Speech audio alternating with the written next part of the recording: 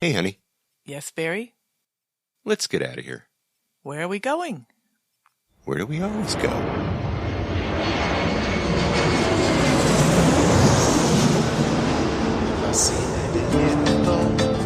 Este ritmo de palmas, sin ti naturaleza, hasta encontrar la playa. Por eso grito al mundo, yo soy de Puerto Vallarta. Samba de Puerto Vallarta, noche de arrullo en el mar. Samba de Puerto Vallarta. Hello, fellow travelers, and welcome to this episode of the Puerto Vallarta Travel Show. I'm your host, Barry Kessler. Just so happy to be introducing you to my favorite vacation destination. Hey, maybe it's even yours, and that's Puerto Vallarta, Mexico. The music you're listening to is performed by Alberto Perez, and Alberto is the owner of the Lapa Lapa group of restaurants. Those are the Lapa Lapa, Puerto Vallarta's oldest restaurant, and the famous Los Muertos Beach. And then there's the El Dorado Restaurant and Beach Club right next door. So you can enjoy that fantastic view of the Los Muertos Pier, all lit up at night in beautiful colors, or during the day in its grand splendor for breakfast, lunch, or dinner, seated with your toes in the sand right at the water's edge. It's so romantic. It's so Puerto Vallarta, my friends.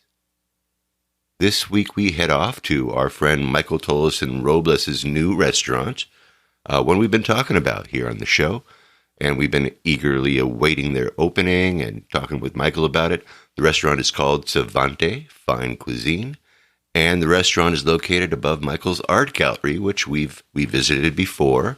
That's Galleria Robles, where Calle Juarez meets the Umbrella Street, right in downtown Puerto Vallarta. If you followed the podcast, then you will remember Michael as the Autistic Savant artist who can paint an incredible gallery-worthy painting in a couple of hours. His restaurant is just lovely. We're going to be talking with him shortly, but first, a little Vallarta news. Let's see what's happening this week in Puerto Vallarta, the 9th of September, 2023. Sad news for those of you who liked to dine at Baca's restaurant, a Mexican and seafood restaurant there in Marina Vallarta. They've closed for good, it says here. There's a Facebook post from them, which reads, "Dear customers, we want to express our sincere appreciation for your unwavering support over the years. We are immensely grateful for each one of you. We inform you that Baca's restaurant will close its doors permanently. This decision was not easy, but we want to assure you that it was taken with careful consideration. With deep gratitude, the Baca's team." So very sorry to see them go. We see restaurants come and go all over the place. Puerto Vallarta has hundreds of them, and they can't all make it. And there's new ones coming every day. So anyway, they've been in the marina for some time, and my apologies to those of you who really love that food and used to go there all the time. I did see where Nacho Daddy opened. They reopened again after taking a month off.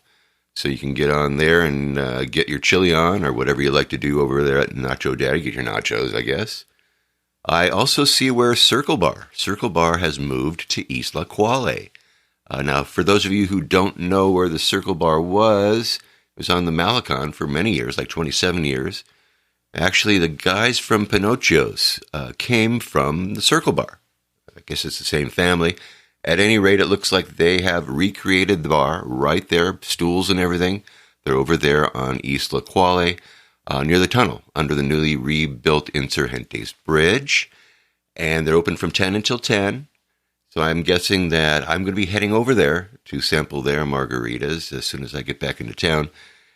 And I really love that part of the Isla. And Guy Weeks and his merry crew, including the Vallarta Garden Club, have really been doing a remarkable job over there. They've been greening it up. They've been decking out that part of the island, just making it look really, really nice. They have stepping stones. They even have a lawn, a grassy lawn. Imagine that. I got an email from listener Jim. Jim lives in Canada. He writes, please ask Cuatesicuetes to repair their webcam. It's very popular here in Toronto with many people. It has not been working for over 1 year now, and many people here are very disappointed. So thank you, Jim, it says. Okay, so, Jim, you're going to be very happy to know that there is actually a new webcam over on Los Muertos Beach. It's located over at Daiquiri Dick's on the beach, and it points towards the Los Muertos Pier.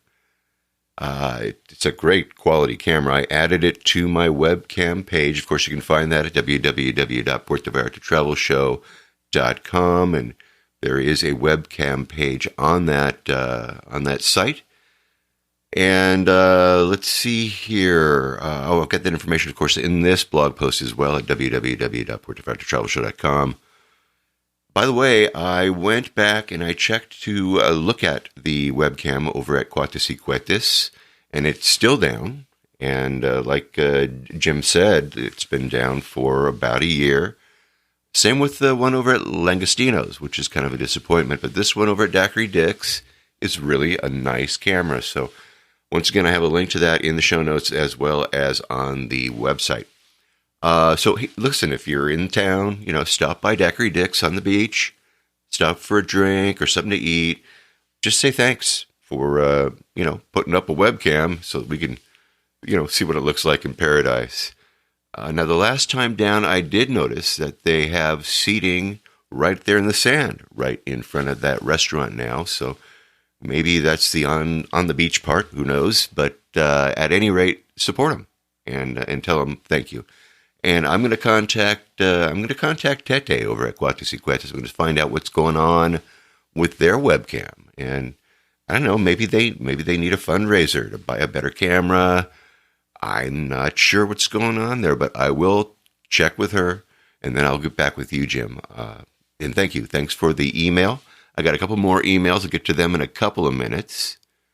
I saw this story in the Vallarta Independente, and it made me laugh, and it probably make you laugh too. Sometimes you can look at a cake or a pie, and you can tell that it's store-bought, right?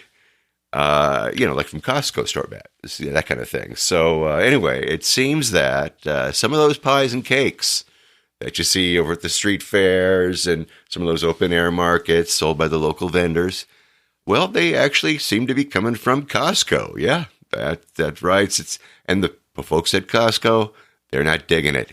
Here is an article. It says Costco limits the sales of pastries. Costco, the store, recently decided to limit the number of desserts on sale, and its move sparked divided opinions among people.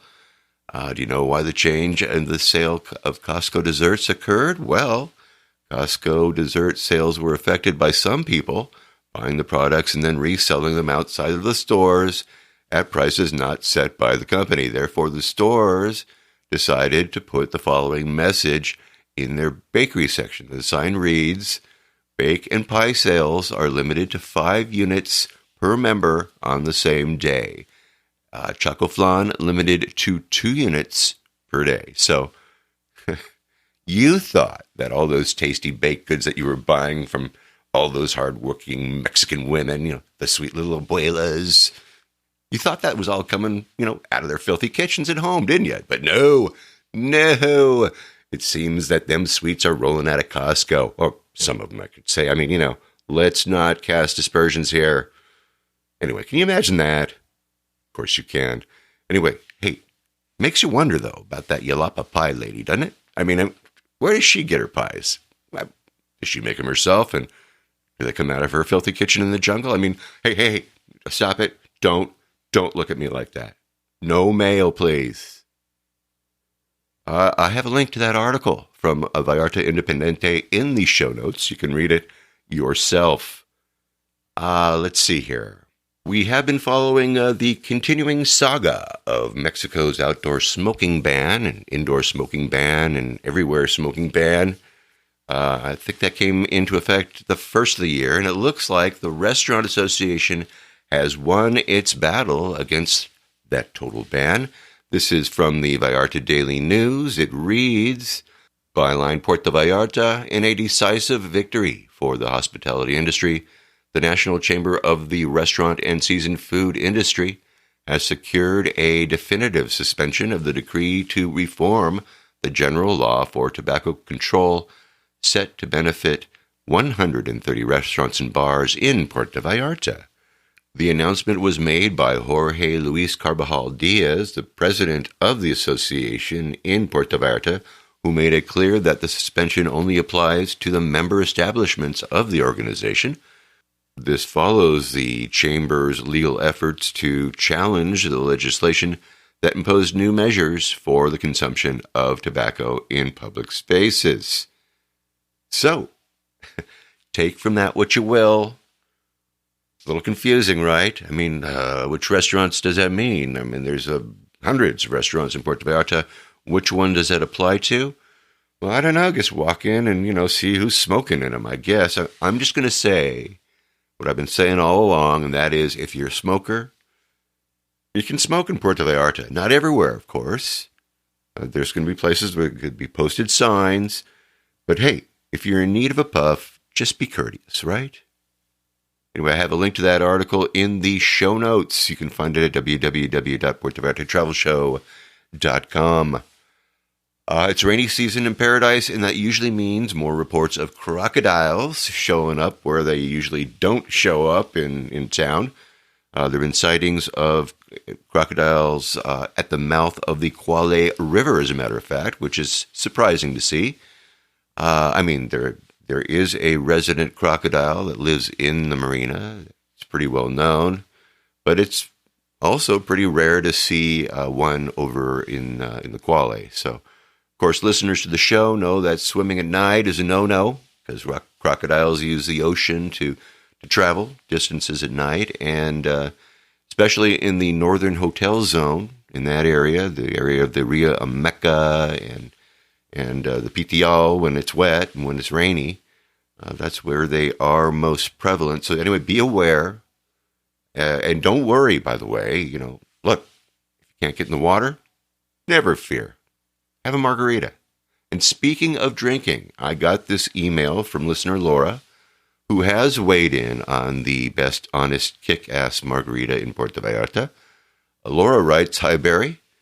I just wanted to update you. I have discovered a new strain of margarita. It was at the Casa Tradicional, which is close to the church, and I'm pretty sure it's laced with LSD. Reference by anecdotal accounts only. I am a 5'3" Irish woman, and I can drink most men drink for drink. It's in the DNA. This one margarita forced me into a rapid nap after lunch. It was the house margarita, I believe. And she signs Carry On Conquistador Laura W. from Austin, Texas. So, Laura, thank you so much for the email and your suggestion for that LSD margarita at Casa Tradicional. We've been to Casa Tradicional, and hey, I love it. Great suggestion. Next time I'm down, I'm going to have to try it. I'll make sure that my slate is clean, and I'll give one of those babies a try. So thanks again for playing the margarita game, and thank you very much for all that kind and valuable information and that contribution to the podcast. It's really appreciated. Now, I did a little research on tequila and its hallucinogenic powers, including the agave worm, which, what's with that? So this is what I found. Mezcal does not contain mescaline or other psychedelic substances. So there's that. And how about if you eat the agave worm at the bottom of a bottle of mezcal? Will you get that special psychedelic high that you're looking for? Well, according to TequilaRaiders.com, one of the most common rumors surrounding agave worm is their alleged hallucinogenic properties. This is untrue, but not entirely unfounded, it says.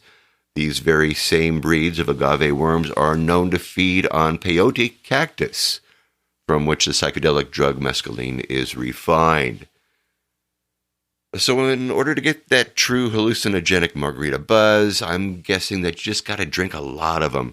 I mean, a lot of them. And, you've heard about it. You've heard about some people becoming more attractive to the opposite sex, the more that alcohol has been consumed, right? So can't you consider that a hallucinogenic reaction? I mean, come on.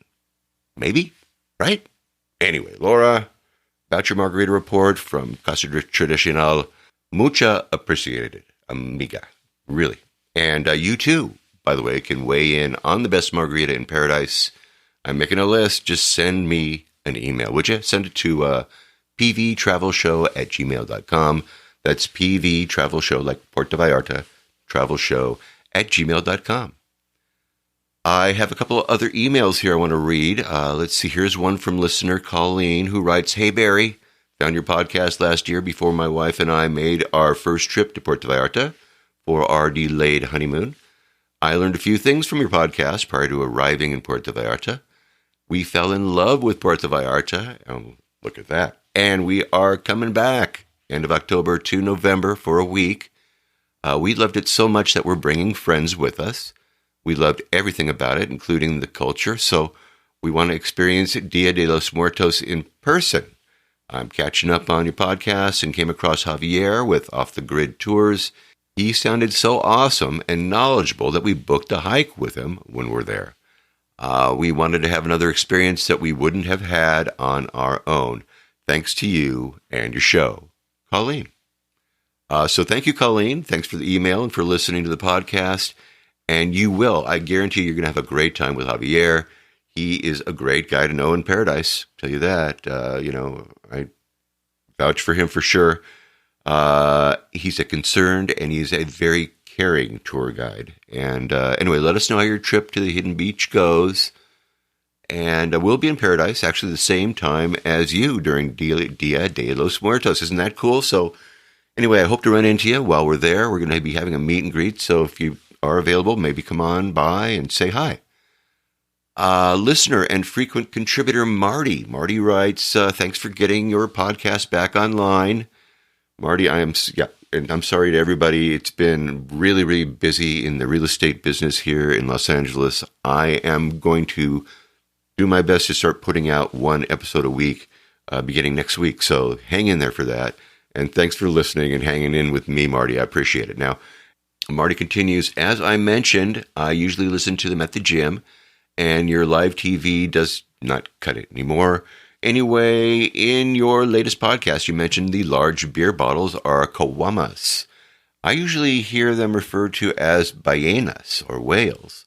When the bottle is tipped on its side, it sort of resembles a ballena. Now my vocab has been expanded. I hope we'll have a chance to see you when we get back November 24th to December 15th. I'm already working on dates for our 2025 eyeglass mission yet. Marty is he's real big in the Lions Club and big with their eyeglass missions there. He says the Lions International Convention is going to be in Mexico City in July. We will be moving our mission from September through October to May, and we'll have it near Mexico City for the first time. Oh, that's great. That's great work that Marty does there. Let's see here. So anyway, Marty has another word for a big beer in paradise, ballena, which makes sense, right? Now, personally, I've never heard it referred to as a ballena. Now, my gardener, actually the gardener on my street, he knows what a caguama is, but I'll have to ask him if he knows what a ballena is. Anyway, it's so cool. It's so cool what the Lions Club does. They help to bring glasses to the masses. And thanks for what you do, Marty, bringing those glasses to the masses, too, right here in Mexico. The gift of sight is such a precious thing, amigo. So anyway, yes, I do hope to see you soon, buddy, in paradise. Listener Cheryl, my friend, she writes, so happy to hear you and your wife are moving to PV. As you know, we live there from November 1st to June 1st. About the end of July, we're ready to return. Can anyone explain the magic feeling of those who love PV? Well, it's unexplainable, she writes. About the bus from El Tuito to Maito? Yikes! We drove there in May. The road is terrible. Big potholes, odd things laying around in the road, curvy, etc. I can't imagine a bus traversing that road. I listen to so many people who want to or live or do live in paradise full time. My question is, what are people doing for health insurance? How is the IMSS insurance for retirees? I know it's a more reasonable cost, but hear bad stories about that care and hospitalization. Can you enlighten us with some of your full-time resident amigos?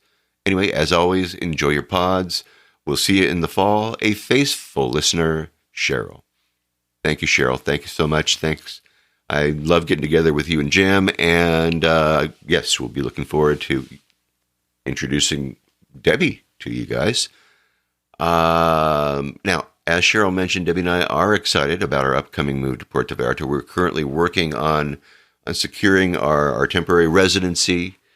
And, at the same time, we've got to wind down our real estate business here in Los Angeles. But we've been really busy, as I said earlier, and we've just been bombarded with work. I mean, people want to move out of California. I don't know why. Anyway, the paychecks are good, so it's hard to say no. And, client calls you up and says, I want to sell my house. What are you going to do? You go, I can't do it. I'm going to move to Mexico. You can't do that. Anyway, we are doing our best to follow a schedule. And my wife, Debbie, is progressing really well with her Spanish lessons. I'm so impressed. She studies religiously, every day for about 20 minutes a day using Duolingo. We are very excited. And Cheryl, as far as the medical insurance thing is concerned, as I understand it, and this was told to me by Pam, Pam over, she does that medical travel stuff, Pam Thompson. She says the IMSS, or the Public Medical Service, is very inexpensive, but it's really for Mexicans. That's not really for foreigners, and foreigners are really advised to find other methods to insure themselves. Now, I've been told that if you ever need to be admitted to a hospital for any period of time, and you're with that IMSS system, you're going to need a friend, you're going to need a family member, or somebody to be your advocate. They're going to need to bring you changes of clothes, blankets, sheets, personal hygiene stuff like toothbrushes and soap and bandages and medicine. So no, I'm not really interested in going the public route. That's what I said. That's kind of for Mexicans. Now, JR, he's in the IMSS system, and he likes it. It works for him, but I don't think he has ever had to spend a night in the hospital. I'm not sure. I'll have to ask him that, but according to what I've been told, it ain't pretty. Okay, I'm going to be talking more about the planned move that we're going to be doing as the date comes to sell our home in California about 6 months from now, and we are working on it, like I say. All right, okay, enough of the email bag. Let's get to our interview with my friend Michael Tolleson Robles and his new restaurant, Savante. Now, Savante Fine Cuisine is located a floor above Michael's lovely gallery. That's Galleria Robles, and that's located on the corner of Calle Juarez and the street that's known as the Umbrella Street, right? The Umbrella Street is across the street from City Hall. It's near the church, very close to the church, and it's the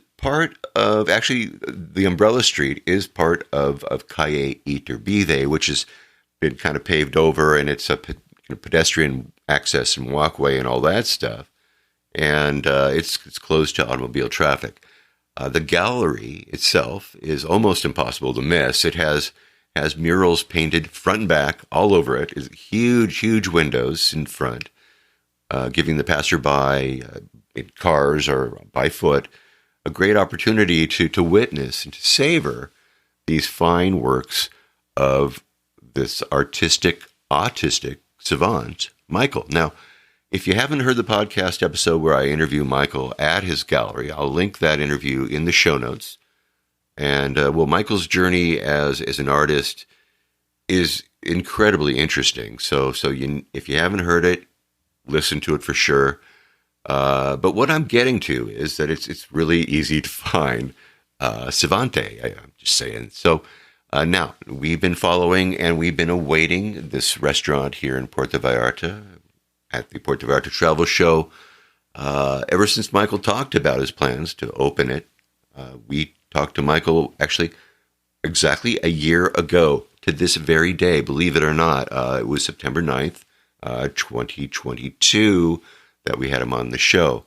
We even talked about opening their restaurant at that time. So the restaurant is a work of art. It's just amazing, from the elegant plates and the dishes to the open concept kitchen and bar and the beautiful works of art that are created by Michael himself. They're hung right there, stunning paintings all around the restaurant. They adorn the walls. And the men's bathroom, well, there is an incredible, genuine carved onyx urinal. That's right. It's amazing. You got to have a look when it's vacant, of course. Don't be barging in there. There is beautiful art glass suspended above the bar area and actually in the ladies' room, too. It's gorgeous. The dining area is stunning. Cloth table coverings everywhere and napkins, of course. Some of the most comfortable seats in Puerto Vallarta are around those tables.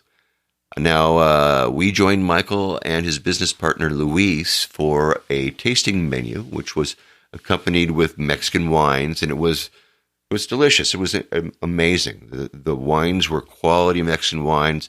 The dishes were presented in lovely plates and dishes, and each dish was described to us as it was served, and as well as each wine was described as it was served by the servers.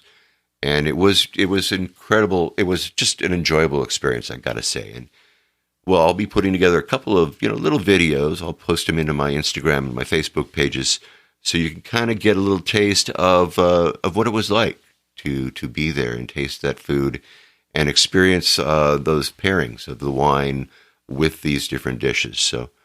So stay tuned for those. Like I say, those will give you a bit of a taste of what's going on at Savante. Also, we'll have some food porn in the show notes, as well as pics of the inside of the restaurant. So you'll feel like you've been there, right?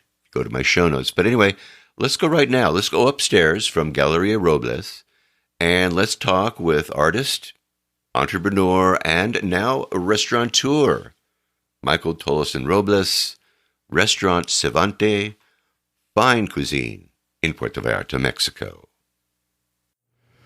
Michael, it's so good to see you again. Thanks for inviting me to your new restaurant. Well, it's my pleasure. I'm glad you're here. Tell everybody about it. Tell everybody the story about it. Last time we talked, you were talking about you're getting ready to open a restaurant. It's a big secret, and so we're waiting. What's going on? Well, life's a journey, and here we are. I'm a year and a half into the gallery downstairs, and right after we opened the gallery, I was approached about maybe doing a little something on the second floor. We had ideas of doing maybe a wine tapas bar. Someone else had offered to open up a restaurant, and she already had another little restaurant going, but it wound up being a little more country and a little not as fine as I wanted it to match the gallery. So as we kind of scouted around, we came across one of the chefs in town who's a premier chef who had a restaurant already open. And we approached him about possibly relocating from back in the barrio into a more visible area, which would, of course, be Juarez, where we are, which is highly populated with the tourists and very visible. Yeah. And he liked the idea. So while we negotiated this out, we decided that we were going to close his restaurant, bring his staff, bring his recipes, bring himself, and open up a restaurant that would bring everything from from the backwoods into here where we are in the main tourist area. And he loved the idea. Now, meanwhile, we're in a building that's 80, 100 years old. Yeah. The downstairs has been used before the gallery as a tennis shoe shop. And the upstairs at that time was being used for a language school. So during the pandemic, everything kind of fizzled out and everything went away. So it was an empty building, but it was two different spaces. Uh-huh. So when we found the building, I looked at the downstairs. I was looking for a good space for a gallery, but then I noticed the for rent on the top half. And I was a little fearful. Mm-hmm. My husband that's back in Merida at our other gallery said, just go for it. You need a studio. You can always do something with the space. So we just bit the bullet. We bit the bullet and we went ahead and got the whole building. It's about 6,000 square feet. It's huge. Yeah, it is. Yeah, you've been around. I have, yeah. So so we have this dream and we have this idea of doing this restaurant. And by then I had connected with a developer of condos here in Puerto Vallarta who is from Guadalajara. Mm-hmm. And we started talking. I was asking him for some advice on contractors and other things. And as we became more and more connected, I realized he would make a good business partner. And now life's a journey, and you never know what it's going to bring. Yeah. Through my life, I've been lucky enough to surround my people that form a community that I can be close to. And with autism, it's a little difficult because we tend to process differently. So through the years, I have a best friend that I have been friends with for about 37, 38 years. And later on, when I got a diagnosis and when I started to be more aware about autism, we realized that he's on the spectrum. He also has autism. My husband, which I have been with for 14 years, when we first got together, we had no clue that either one of us have autism, and we both have autism. We both got diagnosed about 9 years ago. So that's another person within what I call families of choice. With my business partner, as we started to talk, he said, no one understands me. And I was like, no one understands you. I understand you perfectly. He said, you're the first person. And as we talked, he says, I think I may be on the spectrum. And indeed he is. I mean, once I went down the checklist, he is on the spectrum and has Asperger's just like I do. So we make a very good pairing because while we process differently and we have different focus and goals, the overall road that we're on and the journey we're on can be together. And so it's worked out very well for me. It's I don't know. I don't know how spiritual anyone is, but I think that I have been directed by the universe to the people that I need to meet and in the situations that I need to have. Even finding the building itself was a gift from the universe when I was planning on doing something else. So anyway, we have this idea with the chef, and we're all in, and he's going to move everything. And so what my business partner, Luis, and I did is we designed the upstairs space to accommodate the movement of his restaurant. And we made a huge gourmet kitchen with fully equipped. It is a show kitchen. You can actually see in it. It's beautiful. It is absolutely beautiful. And so here we are. We worked for a year and a half in order to create the perfect space for someone to move his business. And then when it came down to the bottom line, push comes to shove, he didn't want to do it. So it was like, oh. Wow, what a shock. Actually, it's an oh crap moment. No kidding. It's an oh crap moment because at this point, we're talking about hundreds of thousands of dollars having gone in for renovation, for decoration, for all of the kitchen equipment, all the bar, completely redone bathrooms. I mean, bathroom, by the way. bathrooms are incredible. I'm sorry. That's don't your admit. Instagram moment Oh, upstairs, yeah, right? absolutely. Yeah, get ready. They'll be in the show notes at www.puertovallartatravelshow.com. You'll see what I'm talking about. Yeah, I've never lived a life that was typical. So Okay, there you go. So a restroom should not be typical either. Exactly not. So the bottom line is that the chef didn't want to be here. He wanted to pop in and out, and he wanted to have another life and do Instagram moments with other chefs all over Mexico, and we didn't need that. We needed someone to commit themselves. Yeah. So we did a little this, we did a little that. We started out with a basic menu, and then we had a moment where Luis and I sat down, and I just looked across the table, and I go, "What do you want?" And he looked at me and says, "What do you want?" And what we decided is, we don't want another restaurant. We don't want another restaurant that's just like everybody else. Right. We don't want another Mexican restaurant. We don't want another, mid-range restaurant that accommodates a certain niche that wants to go out for a nice meal, but it's not blow you out of the water. So we decided we want to blow you out of the water restaurant. Good idea. And there's not that many in Puerto Vallarta. There is like less than a handful of restaurants that you can say. There are beautiful restaurants with beautiful views. There's beautiful interiors. There's views of the ocean. There's all sorts of things that are here in Puerto Vallarta. But when it comes right down to the plate being put in front of you, are you wowed? Are you having pork belly just one more time? Are you having short rib one more time? Are you having things that everyone has that if you don't look around, that plate could be in any of many restaurants? And we didn't want to do that. We just decided that's not who we are. The gallery itself, below us, I create paintings that are different, and I create a look and an energy that is different.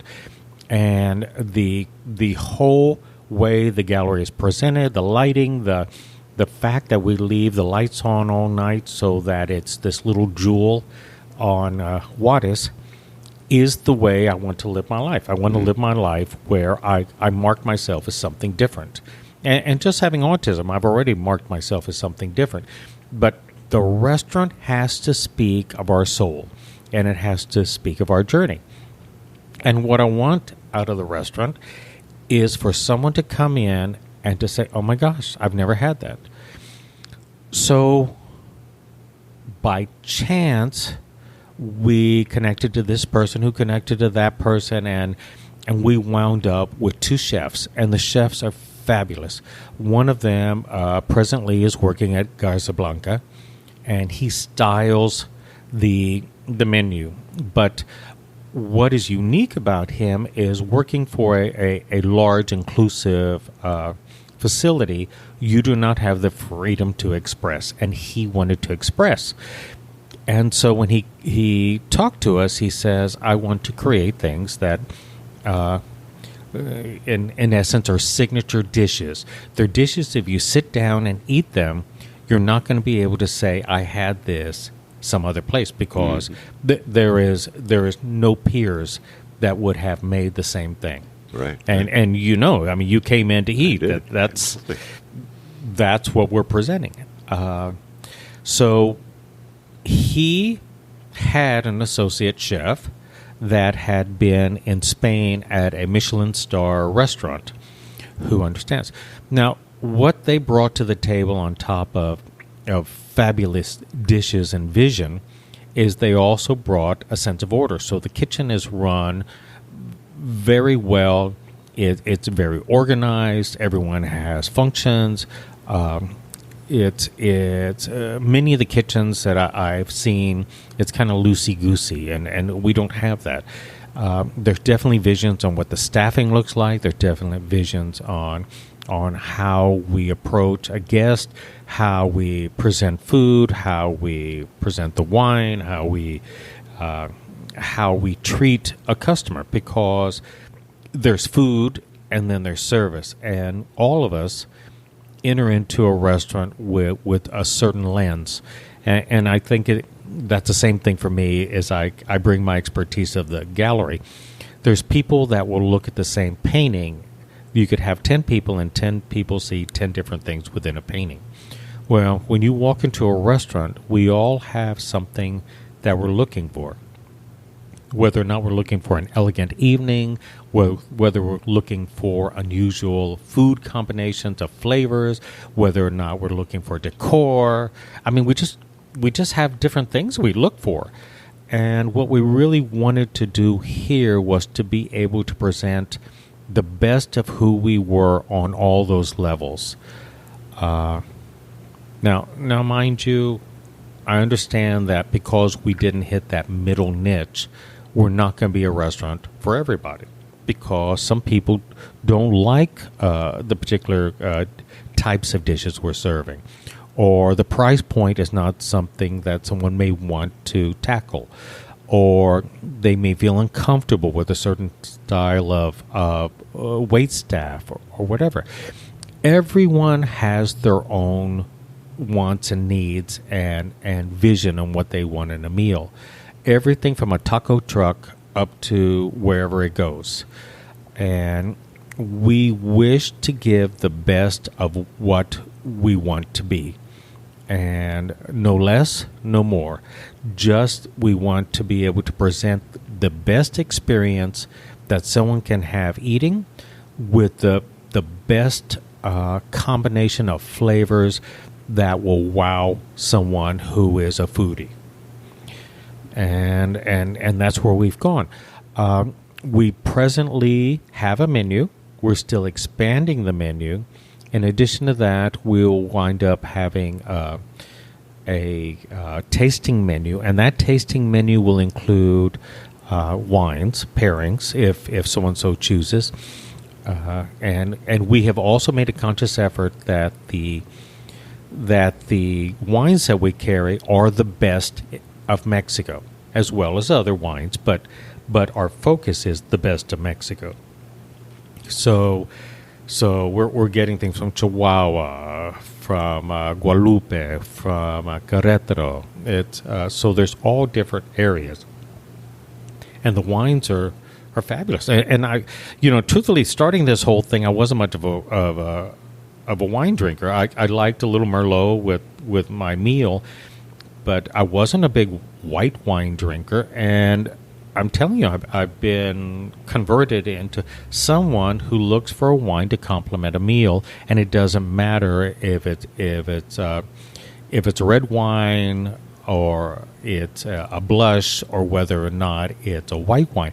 What I'm looking for is pairings, and I've been really educated through this whole process. I have to say, I didn't expect to have an education on restaurants in the middle of all this. But losing a chef that was coming in to take over the restaurant, we're providing a shell. He's bringing everything else, including operating systems and people to handle everything. Well, to be at a loss because we mutually choose to part ways, all of a sudden, for Luis and I to be now in a position where we're restaurant owners. Yeah, you are. And you're doing a very, very good job. Your wait staff, they're very attentive. They are. You can tell that they're getting their training. That they're learning their lines. Not all these people are native speakers, English speakers, and so and it is actually very sweet. To watch and to see them work it too. I got to tell you, I really enjoy that. Well, it's interesting because I'm bilingual. I speak both languages, so I have, by my heritage of being half Mexican, I have the luxury of understanding that not all words and phrases translate literally. So to have a wait staff that understands something in Spanish to literally translate something at the table, and sometimes I have to say, actually, it is something else. So, saying a blackened fillet in English is in English, while how they may describe it in Spanish would be different and translate differently. So those little things have to be. They got to be ironed out a little bit. Huh? Have to be. Yeah. Now, the thing that happened is the original chef drug his feet. And he didn't want to open because he was still trying to keep his other restaurant open, and we didn't know that. And we were pushing and pushing and pushing. We wound up opening the last week of high season, and we had a full restaurant. The following week, it's like, oh my gosh, the curtain fell. And we're left down. It's like, okay, so the tumbleweeds like going through the restaurant now, and I was like in shock. I was scared, and it was like, is this what it's going to be like? But what I realized, it's actually the best thing that could have happened to us, because with the transitions and with what we're doing and working our way, because the chefs we have now will present food, but they're not based in ego. So if we have a dish that's delivered, I can say, you need to add a little more grams. That's not the portion I want to serve, and I would like if it was accompanied with maybe something else. And there's no ego involved, and they are the sweetest, nicest, most driven people to have a first class restaurant, and we're very, very fortunate, and we're very grateful. But the dishes that we have mutually come to the place where they're presented and they taste the way all of us want it to taste. And you experienced, I don't know how many courses we had. Oh my gosh, I lost count. I have to 4 tell you. 5, 6, I don't know. Maybe 6 or 7. I don't. It was. I have to say the pairing, the wine pairing. That first of all, they are all Mexican wines. Amazing, just amazing wines, and everything fit just perfectly. Yeah. So by the time the other thing is the cost factor. Okay, so it's a higher price restaurant, but you had fish, and it wasn't fish; it was black cod. Right. So it was. We're trying to get the finest ingredients. We had a fillet. But in addition to the filet, we're also doing Wagyu. So we'll have another dish that is, premium as well. The interesting flavor combinations, and they're shocking sometimes. So we have a shrimp that, and the Mexican name for the sauce escapes me, but it's basically apple butter and herbs. And it's just fabulous. So it's grilled, but then it has a sauce, and it's served with a faux risotto, which you had the faux risotto with the beef. With the beef, yeah. It's made with pear. It's not made with rice. It's made with pear. So you have pieces of pear. You have a creamy Parmesan sauce, and then a little grated Parmesan, and the Parmesan is like the premium Parmesan. And the flavors are just so unique and so distinctive, and you forget you're eating pear, but at the same time, every once in a while, you taste the little sweetness of the pear, and you go, oh, heck, this is pear. Yeah. And so the combinations are really fascinating, particularly with that herbal, apple butter type sauce on the shrimp. You had the beef with it, so you had a blackened beef. Yes. So it's just I don't know. I'm very excited. I'm very excited for everything we're doing. We are in low season. The entire city is suffering, and it's the way it is. And many of us were fooled because We were here last year, and it was coming out of the pandemic. Yeah. And we didn't have a low season. Nobody cared. Nobody cared. It's just get me out of here. I want to be in Puerto Vallarta, like right? Canada opened the doors, and it was like, we want out, and we want to exactly. spend money, and we want to have a good time. That's It's what like- happened. Yeah. And so last year we go, this is really great. It's like Puerto Vallarta doesn't have a low season. So we were all prepped and ready for the same type of low season, Yeah. and it's not. Went to a place I like to go occasionally, which is the Blue Shrimp. They have a very lovely staff. It is a very nice little restaurant. It's got a good view. They do an excellent breakfast. Actually, very reasonable too. Just keep that in mind as well. Yeah. I mean, I just like them. They're very nice people. So we were in there at 10:30 at night on a Thursday after we kind of closed some stuff up here at the gallery. We went over, we sat down, and the waiter said to us, we were their third table of the day. No, wow. And I was At like, 10 o'clock at night. Blue Shrimp? Yikes. 10 o'clock at night? We're the third table midweek? So it's an indicator for us. Another little place I like to go sometimes is Joe Jack's. And Joe Jack's has another lovely staff. They're always attentive. They always treat us like we're their long-lost family that have wandered in. And the waitress, that was in the late afternoon, and the waitress had been on all day and told us as well we were her third table. Amazing. So we were in there a couple of days ago, and it did seem like it had picked up. But it's an indicator. It's an indicator of who we are. And I will say, if you're in Puerto Vallarta, and I know it's hot, and I know it's humid, but if you do have the resources to go out and eat, go out and eat. These restaurants are struggling. Many of them don't have the resources in order to get through a low season well. Yeah. The wait staff, of course, like any wait staff, United States here, Canada, they get a wage, but it's a low wage, and they depend on tips. So if you go out, I ask that you go, you enjoy the meal, and at least for this season of the low season, over tip.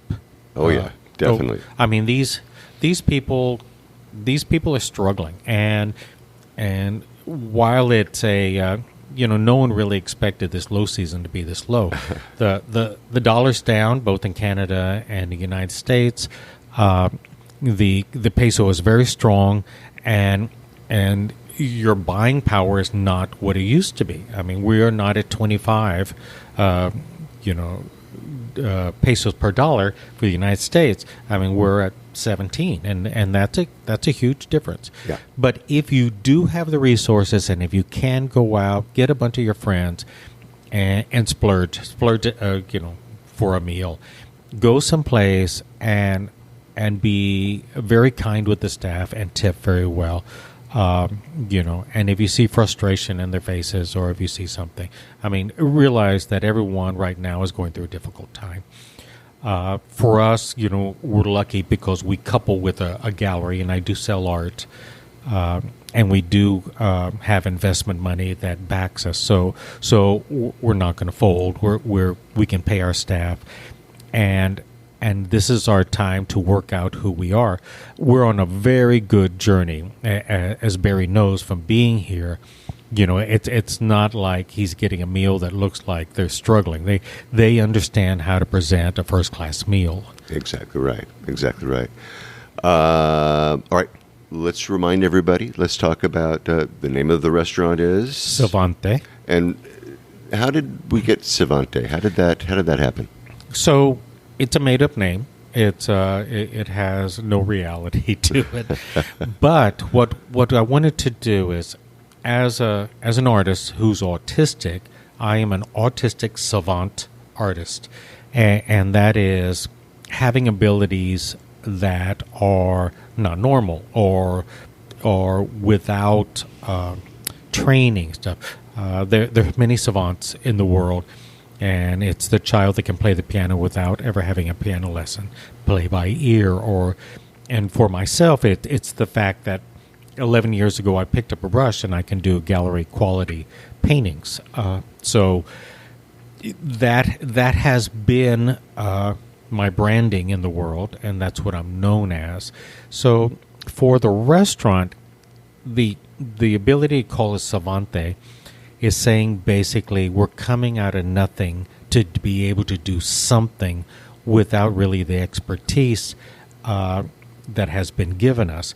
So we're just, while some people may have a restaurant and start out with a little mom pop breakfast place and then go into a little bit better and work themselves into a fine dining restaurant, we plopped ourselves right smack dab in the middle of a fine dining restaurant that people are going to come in and judge everything based on how well we do it. And we have no expertise and we have no knowledge of how to do it. So we have had to learn. Now, Barry, from what I understand of you, you do podcasts. But I also understand from your wife, you also research doing podcasts and That's different right. equipment and different approaches and everything. So just like you, I'm all over the internet trying to figure out what's what and how to do things.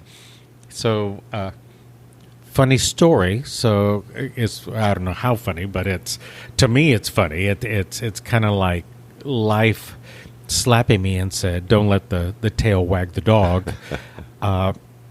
We opened the restaurant, and so we have a restaurant full of everything that a chef would want. All of the equipment, all the refrigeration, all the different little gizmos for cutting and blending and fermenting and all of the things that we need.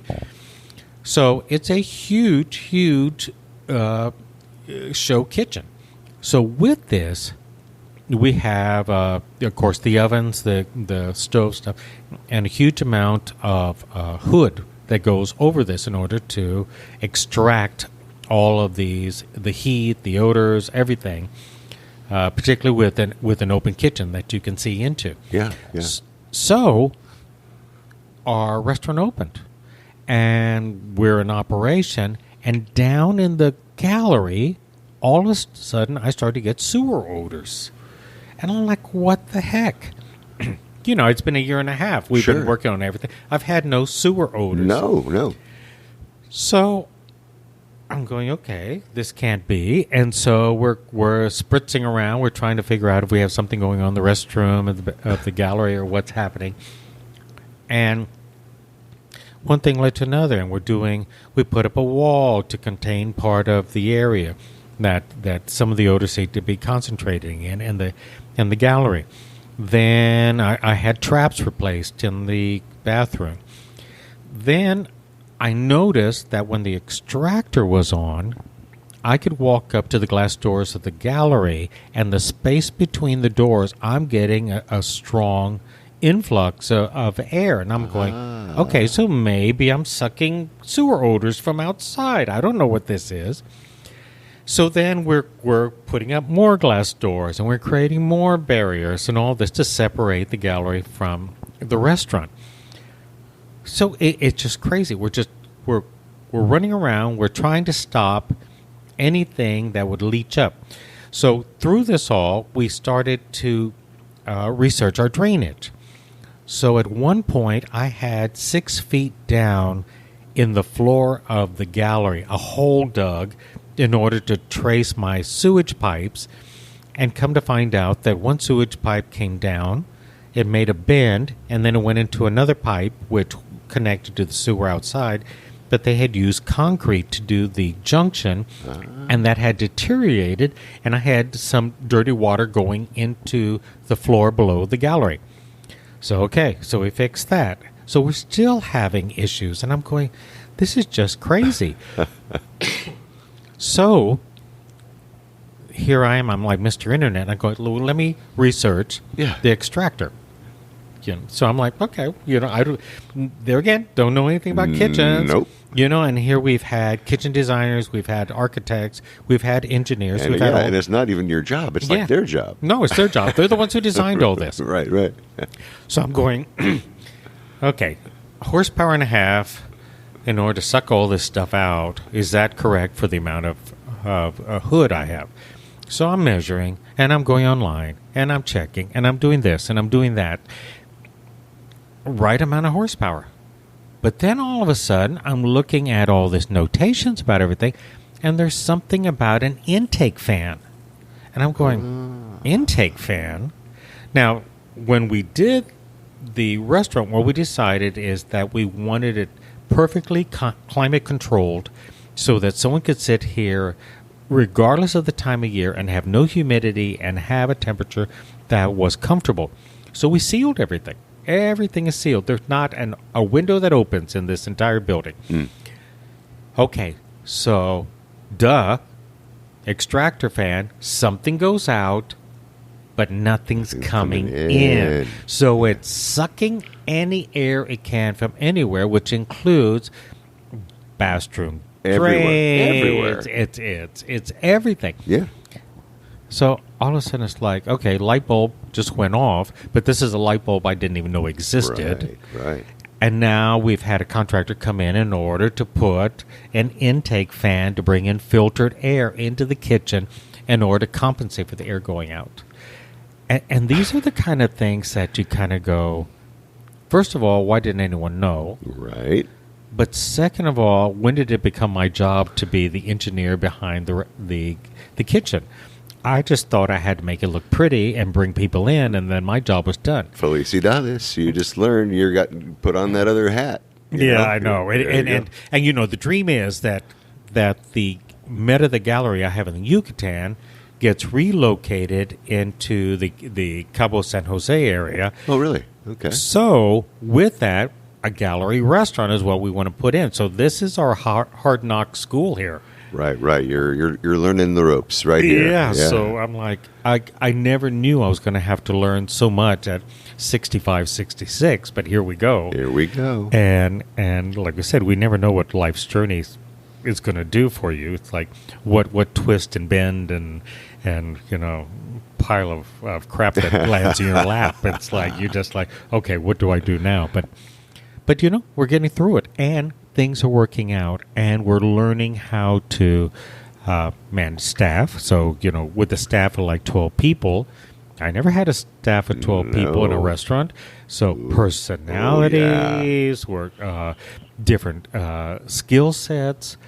It is an interesting journey. And like I said, I'm very, very fortunate because I do have a partner who allows me not to have to shoulder every concern, that we can talk things through, or I can pass things off and say, okay, while I speak Spanish, he's the native Spanish speaker, and I go, you're more diplomatic, you handle this. Yeah.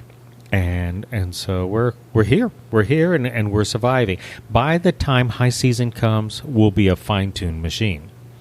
Right now, we're walking, and actually I would say we're in a trot. We've gotten past walking. We're not in a run yet, but we are getting to that place. Well, you certainly are. The restaurant is beautiful. Everything about it is really, really pretty. I'm going to have pictures of the inside in the show notes.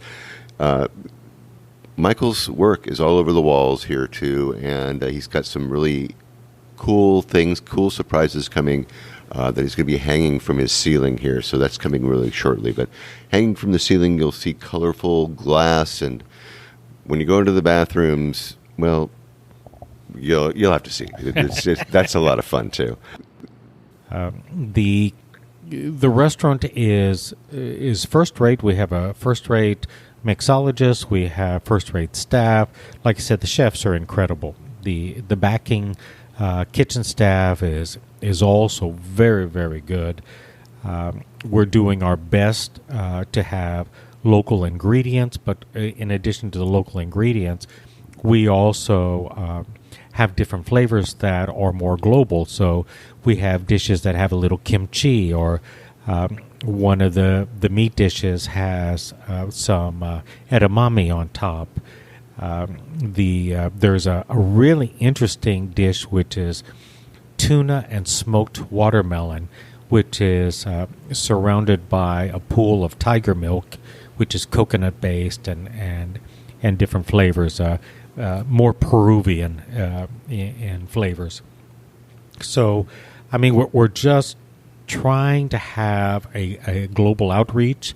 The dishes, like I said, are called signature dishes because they're unique to us, and the combinations are very interesting. One of the things, we have asparagus that goes with one of the beef dishes. It's marinated in a raspberry vinaigrette.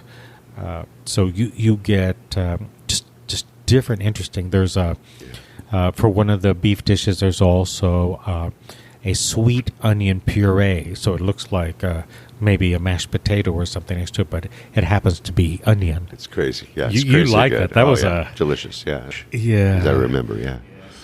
The menu, of course, has evolved, and now we have these really interesting dishes. Luis and I have dined around town, and we've been to many different places, and what we're really realizing is people love tasting menus. So because people love tasting menus, in particular, sometimes there's chef choice, Right. where actually you have little surprises on what you're eating. So our idea is to have a tasting menu, and we've already started to work on it. We've tasted a bunch of different dishes, probably looking in the range of 7 to 8 courses in order to make the tasting menu. So that will come with either you can have it without wine if you're a non-drinker, you can have it with wines, and then we'll have another selection which will be premium wines. So that will be the best of Mexico along with your tasting menu.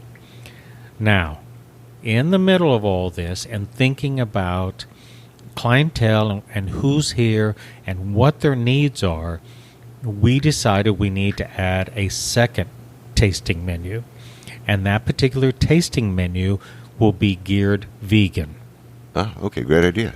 Because there's very few vegan restaurants, but more importantly, there's no high-end, interesting vegan restaurants. Got it. So we're adding a vegan restaurant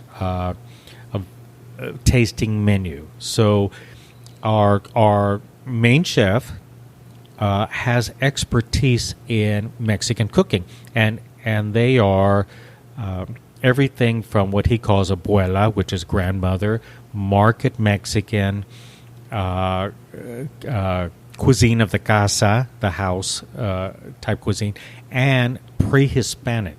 Mm. So what we wish to do is a lot of the vegan menus around town are more Indian-based, and instead of being sourced more in curries or chickpea or whatever, we're looking to create a menu that is a tasting menu based in the varieties of Mexican flavors that we can have in Mexico. And it's really interesting. So you had a little hint of it. So one of the dishes you had was a tostada, but it wasn't a typical tostada because the shell was seed based. Yes, yes. On it was a creamy jalapeno sauce, and on top of it we had taken mushrooms and we had cooked them the same way you might cook a pork carnita. So that actually gave the flavor of carnita, but it was nothing more than mushrooms. Mm-hmm, exactly. And then we had there was radish on top and some onion and some dollops of some other flavors. But what you get is a really, really interesting vegan item that is delicious and not typical in any way. And it touches your palate in a way where you are not sacrificing flavors or experience because you choose to be a non-meat eater. And we're very excited about being able to offer something that would be in keeping with what our clientele may wish and be able to offer an experience that is worthy of what we wish the restaurant to be. And, you know, my belly shows I like to eat. So, and that has been my love through the years. I've also, like I said, I've learned now a little more about wines. And, I'm pleased. I'm pleased with what we're offering. we're getting ready within the next month or two to install a rather large glass enclosed wine cellar that you'll be able to come in and actually see the wines. And so in Mexico, they call them a cava. We're going to have a wine cava. Yeah. A wine cave. Yeah. So it's interesting. And like you said, we're doing new hanging, I don't know if you call them chandelier or what, but across the ceiling we're going to have probably about 15, 16, 17 hummingbirds that will be flying across. And we're, just like the outside of the building, we utilized local talent. Tony, who did the murals outside Cafe de Artistes and all across, many of the places here in Puerto Vallarta did our murals outside. So inside, the person doing the hummingbirds, and we're also going to have some running, stampeding horses that are going to be up on the third level. The gentleman who's doing that is the gentleman who did the world's largest Katrina. So they have a fabulous staff, and their expertise is very good. So we're utilizing. So for us, it's just fun. We paid attention to some details. The plateware are from Spain, so they're very unique. You saw I love them. So rolled, interesting edges. But the interesting thing about it is, I had someone say, "Well, why don't you use local people?" And you have to understand that everything bought in Mexico is through local people. Right. So I'm buying from a company who imports them, and for me to buy Spanish dishware supports the people that import and provide this product. So everything that happens within Mexico, regardless of what the source is, someone is making money within Mexico, and you're supporting local business by buying these things. So I think everyone will be thrilled with the way the food looks on the interesting plates and colors and stuff, and realize so that there's nothing in this restaurant did not come from some kind of a Mexican vendor. So we're very proud of it. Like I said, the fact that most of our wines are Mexican, that all of our foods and stuff are from local vendors that sell particular food, even if it's imported. Like if we get a rack of lamb from New Zealand, someone within Mexico imports it and makes money on it for me to be able to buy it. Exactly right. Michael, tell us how we can find your restaurant. So the restaurant's very, very easy to find. We're 1 block away from the main church, the Guadalupe, that everyone knows with the crown. We're 1 block in from the Puerto Vallarta signage that's on the Malecon, where you see the iconic boy on the seahorse. We're on Juarez, and so we're right across from the old city hall. There's a little plaza there. If you come into the central area and you wish to wander about, we're close to everything. And we open at 5 at night. We're open until 11:30 at night as far as reservations. For walk-ins, more along 10:30. We're on Open Table. You can send message through Google. You can send message to the website, which is Savante Restaurant .mx.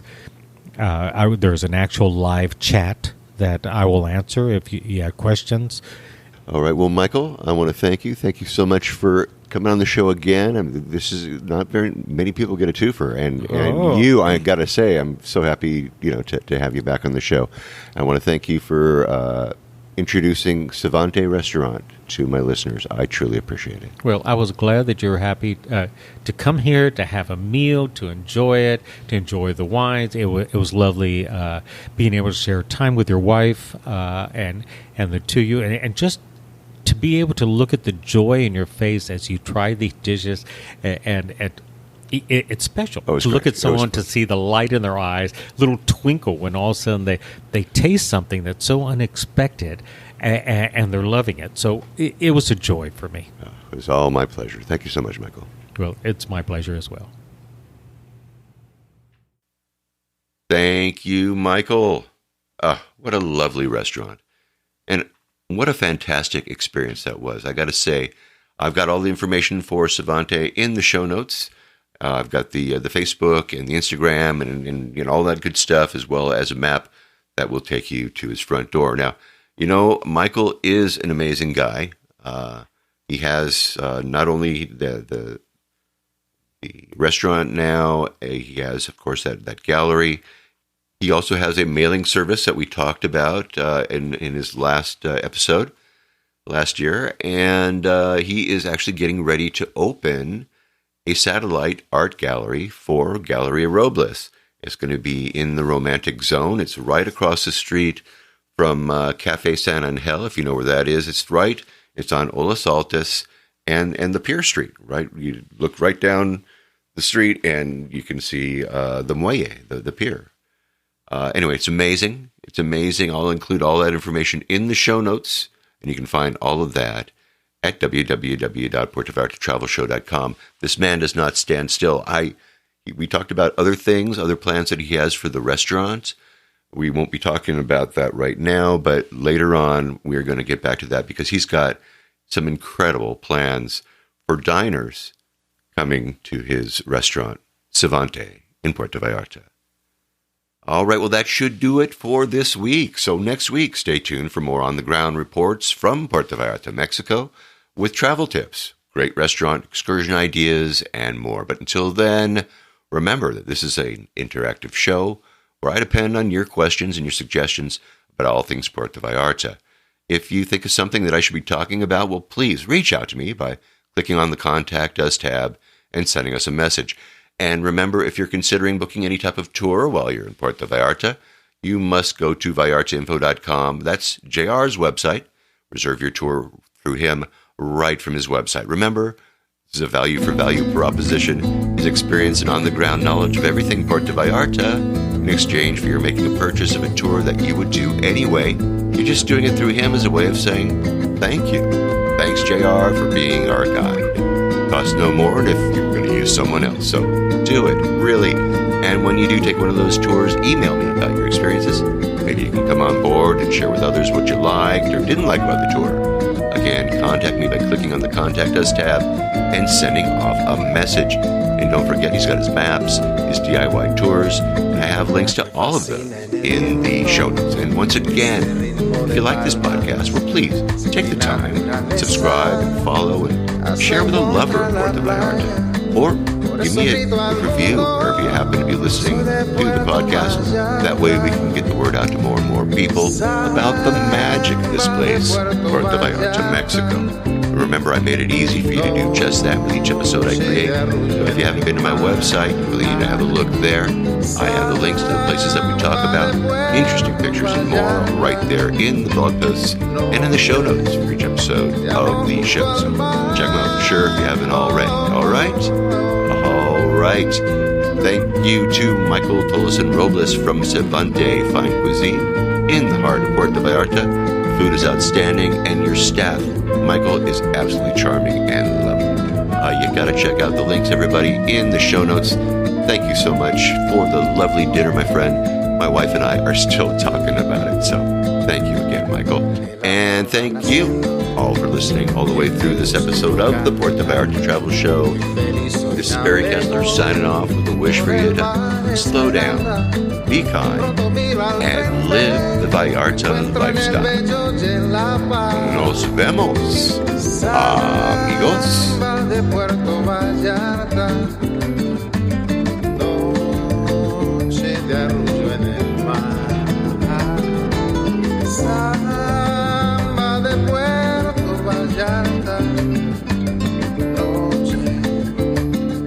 junto al mar.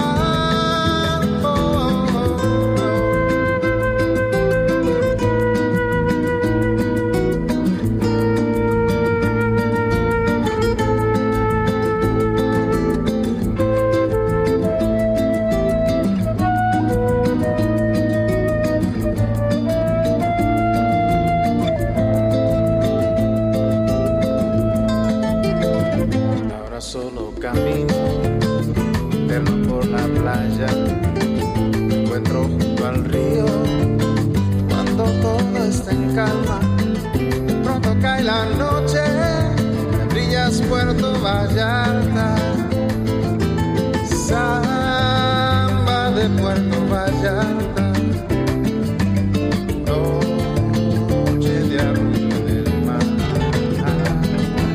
samba de Puerto Vallarta, noche de amor junto al barco, samba de Puerto Vallarta.